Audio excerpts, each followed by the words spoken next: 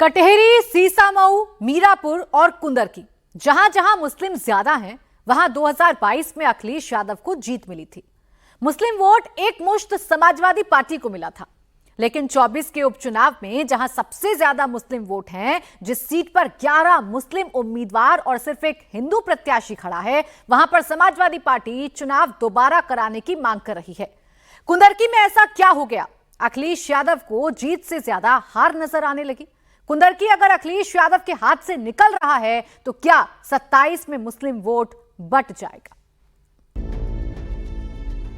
कोई सोच सकता है जिस सीट पर सबसे ज्यादा मुस्लिम वोटर है, जहां पर समाजवादी पार्टी का जीत का इतिहास है, जहां पर मुस्लिम वोट पर अखिलेश को सबसे ज्यादा भरोसा है, वहां पर समाजवादी पार्टी का कैंडिडेट चुनाव कैंसिल कराने की मांग करता है। यह कुंदरकी से सपा प्रत्याशी मोहम्मद रिजवान की चिट्ठी है जो चुनाव आयोग को लिखी गई है। रिजवान चुनाव आयोग से दोबारा चुनाव कराने की अपील कर रहे हैं। मैंने ये तमाम वीडियो चल रही हैं, तमाम लोगों की पिटाई हुई है, तमाम लोगों की वीडियो वायरल हुए हैं कि इसमें जो है इसे चुनाव जो है इसको रद्द किया जाए और निष्पक्ष चुनाव कराने के लिए अर्धसैनिक बलों के साथ जो है वो अर्धसैनिक बलों की देखरेख में चुनाव होना चाहिए था। तो क्या कुंदरकी का चुनाव बदल गया है? क्या कुंदरकी में अखिलेश यादव पीछे हो गए, योगी आदित्यनाथ आगे निकल गए? कुंदरकी में जिस बात का अखिलेश को डर था वो सच हो गया।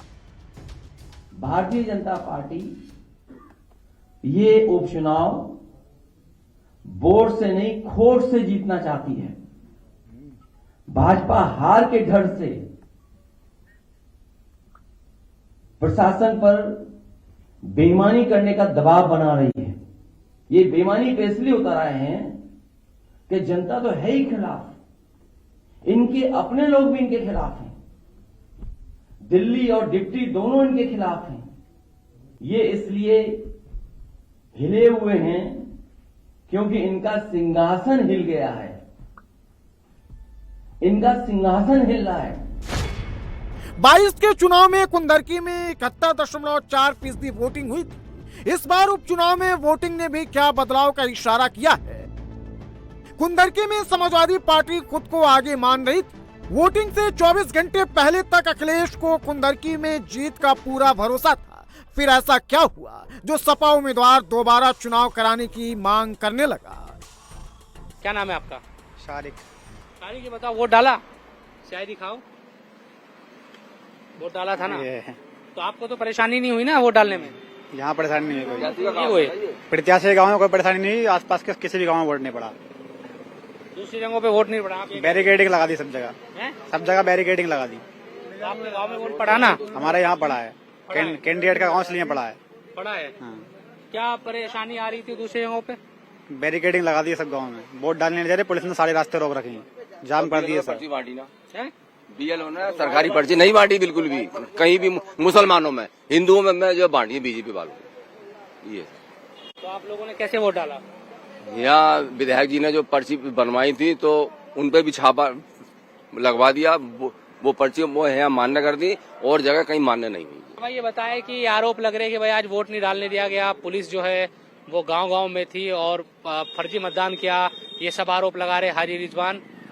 फर्जी मतदान रोकने के लिए पुलिस लगती है और कोई भी आदमी निष्पक्ष चुनाव हुआ है, कोई भी आदमी आके वोट डाले, अपना आईडी कार्ड दिखाए वोट डाले। और चुनाव रद्द करने की मांग कर रहे हैं? सब फर्जी है, चुनाव हारते हैं तो चुनाव रद्द करने की बातें होती हैं। आपका क्या नाम है भाई? अली मोहम्मद। आपने वोट डाला? जी। तो आराम से वोट डाल दिया, पुलिस ने परेशान किया? आराम से डाल गए सर, आराम से डाल के आए? जी। कोई परेशानी नहीं हुई? कोई परेशानी नहीं। रामजी मल दिवाकर।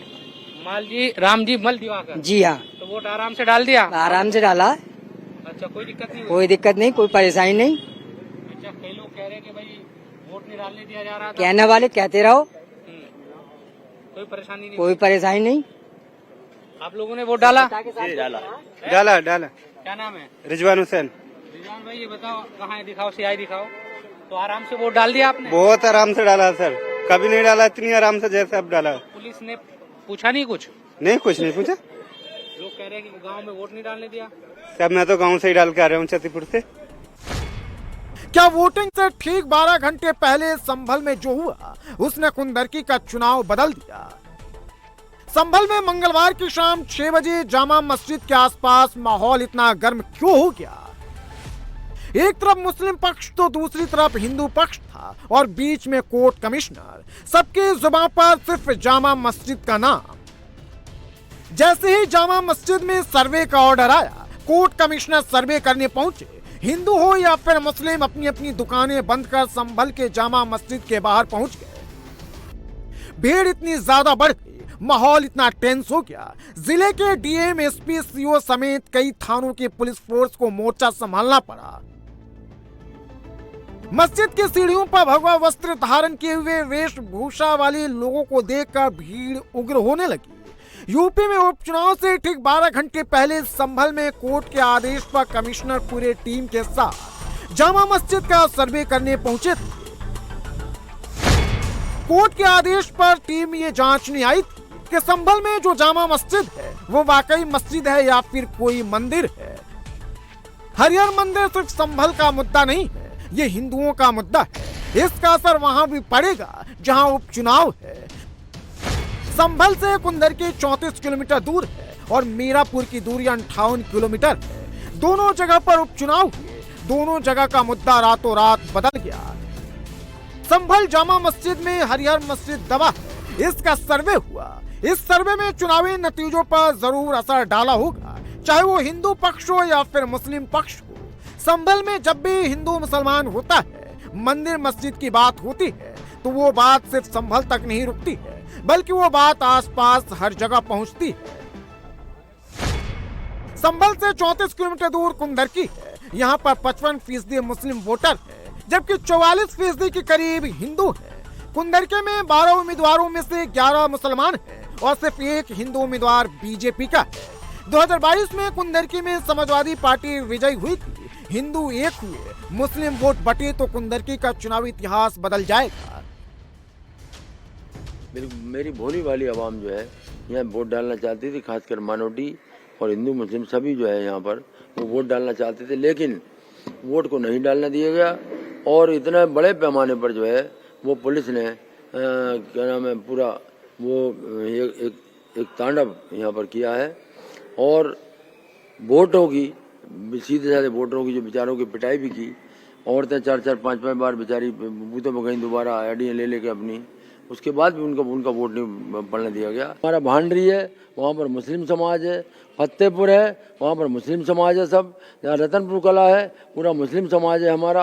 अब अभी हाल ही में जितने भी गांव में बता रहा हूँ, चाहे आपका सरकड़ा खास हो, चाहे आपका बिनावाला हो, चाहे आपका नकटपुरी हो, चाहे आपका लखनपुर हो, लेकिन वोटिंग परसेंटेज तो अच्छा जा रहा है कुंदरकी का। वोटिंग परसेंटेज तो अच्छा होगा जब उनके वो लोग वोट डाल रहे हैं, तो उनका वोटिंग परसेंटेज तो अच्छा होगा ही। जब हमारा वोटर कोई वोट डालने नहीं जा रहा। संभल से 58 किलोमीटर दूर मीरापुर है। यहाँ 37% मुस्लिम वोटर हैं और 12% से ज्यादा हिंदू वोटर। मीरापुर में कुल 11 उम्मीदवार खड़े हैं, जिसमें सपा समेत 5 बड़ी पार्टियों ने 4 मुस्लिमों को टिकट दिया है, जबकि बीजेपी के सहयोगी आरएलडी ने हिंदू को टिकट दिया है। 2022 में यह सीट आरएलडी जीती थी। उस समय आरएलडी बीजेपी से अलग सपा के साथ थी। इस बार एआईएमआईएम भी मैदान में उतरी है और वोटिंग के दौरान सीधे पुलिस से आमना सामना हो गया। बीच सड़क पर अरशद राणा पुलिस से भिड़ गए। पोलिंग बूथ पर मोबाइल फोन ले जाने से रोका तो अरशद राणा और उनका बेटा भड़क गया। 2 किलोमीटर नहीं है, 200 मीटर पे है। 200 मीटर तो आप ये सड़क पर रोकोगे? मोबाइल नहीं जाएगा, मोबाइल नहीं जाएगा, जाके शिकायत कर दो। 200 मीटर के अंदर मोबाइल नहीं जाएगा। चुनाव आयोग से तुम्हारी शिकायत 200 मीटर के अंदर मोबाइल नहीं जाएगा। ये सड़क पर रोकेंगे, मोबाइल को ऊपर सड़क रोकेंगे। 200 मीटर के अंदर मोबाइल नहीं जाएगा।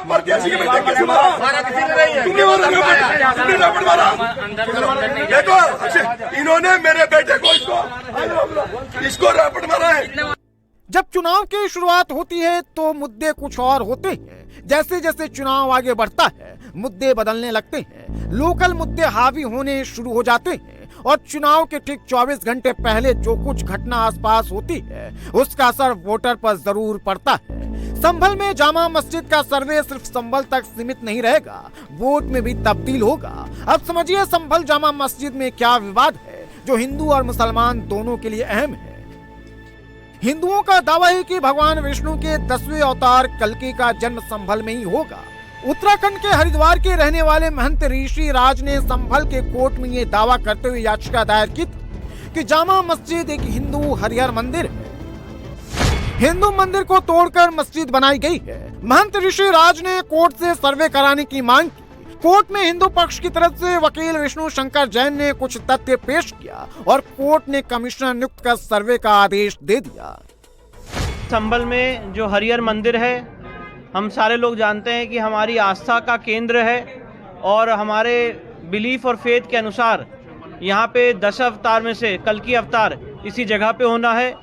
1529 में बाबर ने इस जगह को मंदिर को तोड़ के यहाँ पे तथाकथित मस्जिद के रूप में कन्वर्ट करने की कोशिश की थी, क्योंकि ये एक एएसआई प्रोटेक्टेड एरिया है और एएसआई प्रोटेक्टेड एरिया में किसी भी तरह का अतिक्रमण नहीं हो सकता है। वहाँ पे अभी भी ऐसे बहुत सारे साइंस और सिंबल्स हैं जो हिंदू मंदिर के हैं, हरिहर मंदिर के हैं। सर्वे की टीम मंगलवार की शाम 6:15 पर जामा मस्जिद में प्रवेश की। करीब 2 घंटे तक मस्जिद के अंदर सर्वे किया गया। मंदिर होने के एक सबूत तलाशे गए। पूरे मस्जिद की वीडियोग्राफी की गई।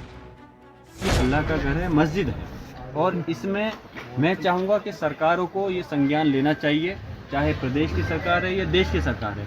ये देश संविधान से चलेगा, कानून से चलेगा, किसी के मन मर्जी से देश नहीं चलने वाला। जो एक्ट सर्वोच्च न्यायालय ने 1991 में जो आदेश दिया था उसके तहत किसी भी धार्मिक स्थल के ऊपर कोई आपत्ति छिड़कानी नहीं होनी चाहिए, कोई रिट दायर नहीं करनी चाहिए। इसलिए मैं इसकी मुखालफत में हूँ और हम उम्मीद करते हैं कि उन्होंने जो सर्वे किया है उनको माशा बराबर सुई के बराबर भी कोई 1 इंच भी चीज़ जगह ऐसी नहीं मिल सकती जो कि इस पर आपत्ति हो सके। ये मस्जिद है और इंशाअल्लाह ताला मस्जिद रहेगी। संभल में विवाद शुरू होता उससे पहले हालात काबू में कर लिए गए, लेकिन कुंदरकी का चुनावी विवाद अखिलेश यादव का 27 तक पीछा करने वाला है। कुंदरकी अगर समाजवादी पार्टी के हाथ से निकल गया तो इसका असर संभल समेत पूरे पश्चिमी यूपी पर पड़ेगा। मुस्लिम वोट की ठेकेदारी बदल जाएगी। जब यूपी की 9 सीटों पर वोटिंग हो रही थी उस वक्त योगी आदित्यनाथ अयोध्या में थे। बटेंगे तो कटेंगे का अयोध्या इतिहास याद दिला रहे थे। याद करिए, 500 वर्षों से सनातन धर्मावलंबी अयोध्या के लिए आंदोलन करता रहा। लाखों की संख्या में मारा गया, बलिदान हुआ। कई पीढ़ियां केवल एक संकल्प के साथ कि अपने जीवन में एक ही संकल्प था कि मैं अयोध्या में रामलला को विराजमान होता हुआ देख लूं, लेकिन वे अपने उस संकल्प को मूर्त रूप लेते हुए नहीं देख पाए। लेकिन जब पूरा समाज एकजुट होकर के लड़ाई लेता है, एक भाव के साथ बोलता है, एक साथ एक प्रकार की सरकारें केंद्र और राज्य में आती हुई दिखाई दी और एक साथ आई। जो समस्या 500 वर्षों से समाधान नहीं हो रही थी, मात्र 2 वर्ष में उस समस्या का समाधान हो गया। मात्र 2 वर्ष में। अयोध्या से 45 किलोमीटर दूर कटहरी है। कटहरी में उपचुनाव हुआ और कटहरी में उपचुनाव की जिम्मेदारी खुद योगी ने संभाली है। कटहरी में 3 बार वो गए। अयोध्या से योगी की गूंज कटहरी तक जरूर पहुंची होगी। तभी समाजवादी पार्टी के सांसद और सपा प्रत्याशी शुभावती वर्मा के पति लालजी वर्मा इतना उखड़ गए, सीधे पुलिस को धमकी देने लगे। अगर आप रोकेंगे तो ठीक नहीं पड़ेगा। कटहरी में समाजवादी पार्टी वोटर को जाति में देखती आई है। जाति में वोट पड़ते थे, इसलिए सपा जीतती भी थी। लेकिन कटहरी में योगी की एंट्री के बाद जाति फैक्टर से बड़ा धर्म फैक्टर हो गया है। कटहरी में 50,000 मुस्लिम, 2.5 लाख से ज्यादा हिंदू वोटर है। कटहरी में मुकाबला समाजवादी पार्टी की शुभावती वर्मा और बीजेपी के धर्मराज निषाद के बीच है। समय की आवश्यकता है। किसी भी प्रकार की उस तो उस प्रवृत्ति को जो हमारे बीच में विखंडन की स्थिति पैदा करती हो, बिखराव की स्थिति पैदा करती हो, समाज को और राष्ट्र को कमजोर करती हो, उससे अपने आप को अलग करना।